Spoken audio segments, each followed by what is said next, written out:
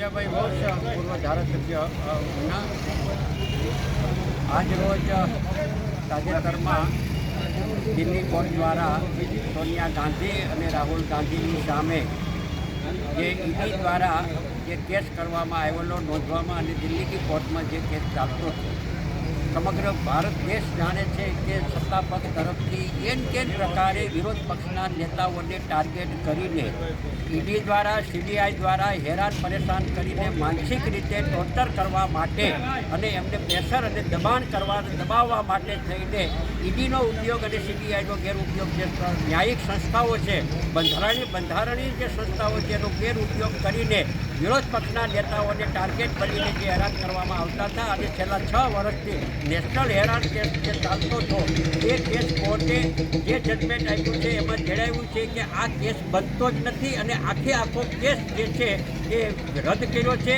અને ઈડીને મોટી ન્યાયપાલિકાએ લપડાક આપી છે. ભારત સરકારને, કેન્દ્ર સરકારને પણ મોટી લપડાક આપી છે અને એના અનુસંધાને એના વિરોધમાં સત્યમેવ જયતે, હંમેશા સત્યનો વિજય થાય છે અને આ કેસની અંદર પણ સત્યનો વિજય થયો છે અને બંધારણીય સંસ્થાઓનો જે દુરુપયોગ થયો છે એ પ્રસ્થાપિત થઈ ગયું છે.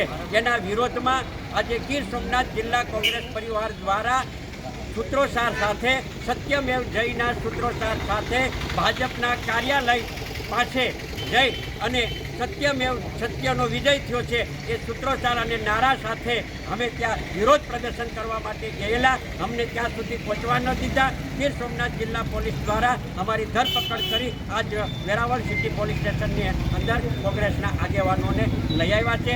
પણ લોકશાહીની અંદર સત્યનો જ વિજય થવાનો છે. સત્ય છે એ દબાયેલું રહે છે પણ સત્યને મિટાવી શકતું નથી. એ આજે દિલ્હીની કોર્ટે ન્યાયપાલિકાએ પ્રસ્થાપિત કર્યું છે.